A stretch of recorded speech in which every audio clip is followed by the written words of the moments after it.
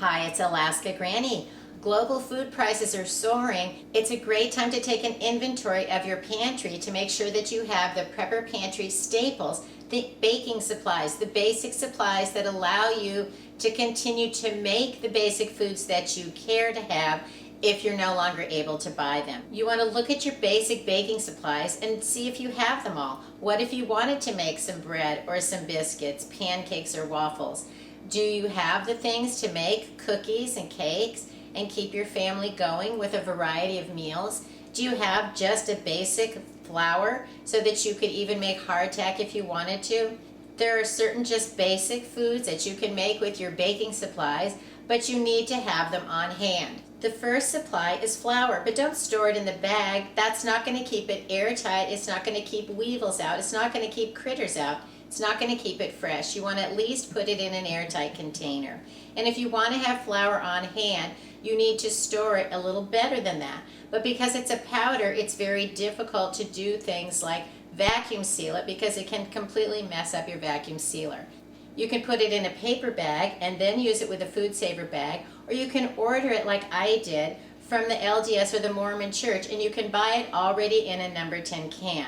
It's already sealed up to last for 25 or 30 years, and it's very high quality. During the beginning of the pandemic, when you couldn't get flour, I was able to go to my Prepper Pantry and get out a can that I'd probably had for 10 years and open it up and try it. And guess what? It was perfectly fine, just fresh as can be. When you originally opened the can, it had a little bit of a can smell to it. We let it sit out for a few minutes and that odor dissipated, and then it was just like fresh flour.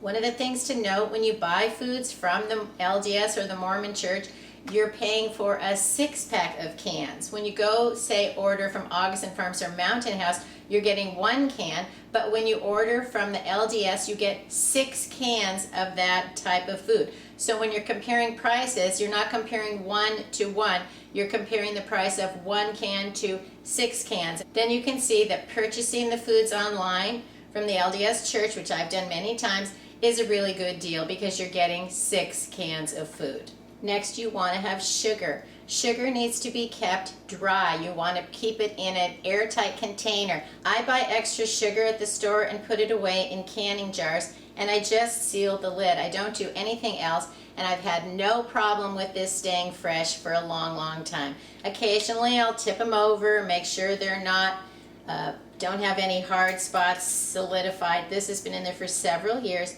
and you can see it's still nice granulated sugar.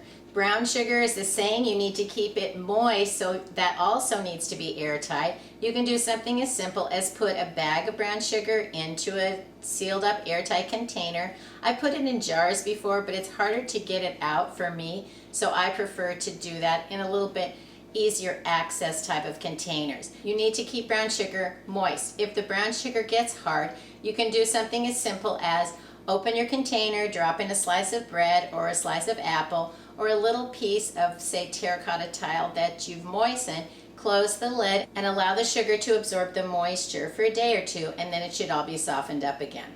You can also soften it in your microwave, but you risk that it gets too hot and it starts melting, so I prefer to let it soften over time. You can also make your own brown sugar with white sugar and molasses. I'll put a link to a video I made on how you can do that should you not have any brown sugar or you don't care to store all the different kinds of sugar.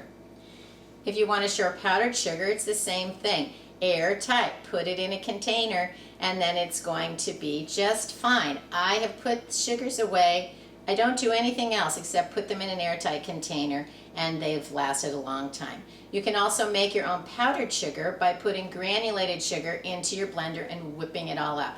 I made a video about that too, and it really works. We need to store salt. You can put salt in a Mylar bag, in a 5-gallon bucket, into a clean canning jar, and it will stay cool and dry. Don't just store piles of it in the cardboard containers, because I had a problem where it got completely hard and nobody wants to go to use a little bit of salt and you have to chip it away with a hammer or a grater. If you take the time to store it properly when you get it, then you don't have a catastrophe on your hand when you need some salt in an emergency. So store it in an airtight container. Be sure that you label salt and sugar. Don't just take it for granted that you'll remember or recognize, because back in the day we had a Kool-Aid disaster because things were not labeled. Make sure you have baking soda, baking powder. I had a hard time finding baking powder, but I did finally locate some. So you want to make sure that you're keeping track that you have these things and you have an extra supply of them, because there just are shortages and prices are going sky high. You want to make sure that you are able to find these things. A can of baking powder should only be maybe $2, and I couldn't find it anywhere. When I looked on Amazon, it was nearly $9 to buy one of these containers. So luckily I wasn't completely out and desperate to find some, but you don't want to pay an exorbitant amount because you didn't prepare ahead of time with foods that are just basic that you want to keep on hand. I've made videos about how to tell if baking powder and baking soda are still fresh. I'll put a link to those videos so you can check that out if you're wondering about the foods in your pantry. Cornstarch is great. You can use it for thickening your gravies, your soups, your stews, and it already comes in a nice airtight plastic container that you don't always get when you buy things like baking soda. Stock up on yeast. It's always good to have some on hand, even if you're not making bread regularly. You can even buy it in these little strips. I was able to find yeast packets on sale. $1 for the 3 packages of yeast that could yield a lot of bread for your family. I consider oatmeal part of my pantry baking supplies. I do like to eat a lot of oatmeal just as oatmeal, but you can use oatmeal to make cookies. You can grind it up and make some flour and put it into breads. You can add it into meatloaves. There's all kinds of things you can do with oats, and they last nearly forever. You can take them right out of the container that you buy in the store and pour them right into a clean canning jar, and they're going to last for a long, long time. Oats are also something that I bought from the LDS Church simply because it's a very convenient size to have it in a can. I've rotated them and they're top quality. You can have that food security knowing that you have food set aside that's not getting contaminated, it's not getting wet, it's not getting infested with any kind of a critter, and if you need to go and get that food, it's set aside and it's there to help feed your family. Eggs are part of their baking supplies, but you can't keep them in your pantry, but you can look for something like Bob's Red Mill Egg Replacer. This stuff works great. You measure it right out. You can have the eggs that you need in your pantry with your baking supplies. I also bought powdered eggs from Augustin Farms. Now you can find powdered whole eggs or powdered scrambled eggs.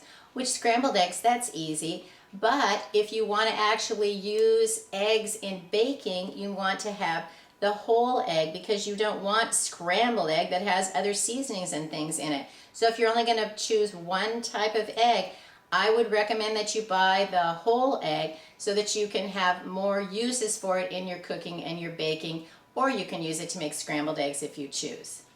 Then think about mixes that you like. Pancake mixes, waffle mixes. These are great because you can just add water or just add water, oil. Some of them you need water, oil, and eggs. Read carefully what are the extra ingredients so that you make sure you have those in your prepper pantry. But then you can't just store them in a paper container. They become stale. They might get infested with critters. You can also end up with the weevils that naturally occur in the grain that are hatching out of your product. So if you plan on storing them long term, you need to set them aside in an airtight container. Don't buy bunches of these and just set them on your shelf, because that's when you're going to have a problem. You can look for little packages of mixes. These are great for an everyday prepper pantry because you can pull these out, make a meal for your short-term pantry, but you can also get bunches of these and put them away in a 5-gallon bucket, and they're going to last for several years. So think about biscuits, muffins, pizza crust, that you basically only need to add water. Read the ingredients on the back. They're not created equal. If they require things like eggs and milk, I don't like to stock up on those. You may not always have milk and eggs, but you're probably going to have water, and then you can still use these products. Corn muffins are the same, but I've had problems with these for decades getting the weevils and bugs in them. So corn muffins, cornmeal, those kind of things, I don't like to stockpile more than a few months worth, simply because I have had those go bad. And so that's one of the warnings that I'm giving you. If you like these, Make sure that you're rotating them, keep track of them, and store them as airtight as possible. If you see a food that's interesting, buy one, take it home and try it. What happened to me is I bought this mix and then I realized that it needed water, butter, and Parmesan cheese. And so several times I've wanted to make this and I didn't have Parmesan cheese. I don't really care for that Parmesan cheese that comes in a little shaker that can sit in your pantry. I like fresh Parmesan cheese. So if I wanted to bake these, I wanted fresh Parmesan cheese, which I didn't always have. And so now it's been languishing in my pantry, and you can see the box looks a little damaged. It isn't that something chewed on it, it's that it got pushed around so much, other packages harmed this box, and now it's becoming up to the date where it's expired, or it's past the best by use by sell by date. So I need to make sure that I actually go ahead and try this, or it was a waste of my grocery dollars and my food storage pantry space. We all make mistakes with our food storage and our grocery shopping, but we don't want to waste food. So when you buy something, make sure it's part of your plan that you're going to use it. This is a way that you can have mixes already sealed to live in your pantry for 10 years or more. They're labeled that they'll last for 10 years, but I think if you store them carefully, that you can still count on them lasting longer. So you can have biscuits, you can have pancakes. Look for some of these things already sealed to last for you. It's a great way to have variety for the long-term food storage in the prepper pantry for the longest lasting foods. My family also has a sourdough starter. It's been in the family for generations. We've been making sourdough for decades, and he even has a name. This is Doughin. Luckily, many of us have Doughin because in the last few months we've had catastrophes within our family, so everyone doesn't have Doughin anymore. My son's house burned down, he lost his Doughin. My daughter's electricity was off for 10 days in the winter, and she had to finally evacuate from her home and go stay in a hotel with her babies, and so her Doughin also got neglected. Luckily, Alaska Granny is still making Doughin, and I have the ability to bring them some as well. Sourdough starter is also something you can spread out on parchment paper and allow it to dry, and then you have the dried sourdough that you can reactivate when you need some. There are two tools that you need for your prepper pantry baking supplies. The first one is a sifter. Did you realize people used to have a sifter all the time? Maybe you remember your old granny having one. You put your flour in the top and you sift your flour out. Okay, people didn't sift flour just to make it fluffy. They also use these because it helped remove the little weevils and critters that could get into the flour. The weevils are naturally occurring, and in the olden days they didn't have a way to like freeze it for a few days and put it in an airtight container, and having to deal with the weevils was just something they had to put up with. So everybody had a sifter. There's different kinds of sifters. They have some with a hand sifter control. I like the one with the crank. But if you don't have a sifter, pick one up. Think of it as a necessary emergency prepper item. If you want to make biscuits, you need a biscuit cutter because you're only supposed to put together the biscuit dry ingredients with your shortening and just cut it in together. That's what they call it. Cut it in together. So it's like little knife edges, and you just get it mixed up together, because if you start stirring and mixing, then it takes away the fluffiness of your biscuits. So if you don't have a biscuit cutter, get one and then practice making biscuits. It's simple. The recipe is even right on the side of the baking powder. Global food prices are rising. We know shortages are happening, and we can see that there's droughts all over, and food is just either not available, it's becoming expensive. It seems a little scary for the future. We want to make sure we have food security for ourselves and our families. So stock up on your prepper pantry staples that allow you to bake if you need to, and then seal those foods up carefully to make sure that they're really going to last. Only stockpile foods that you're willing to eat, that you know how to use, and then rotate and replace them. Remember, your pantry is a working pantry. You should be working your way through your food and then replacing it so that you'll always have the things that you need. If you enjoyed my video, I hope you'll share it with someone else you think might like it, and please subscribe to the Alaska Granny channel.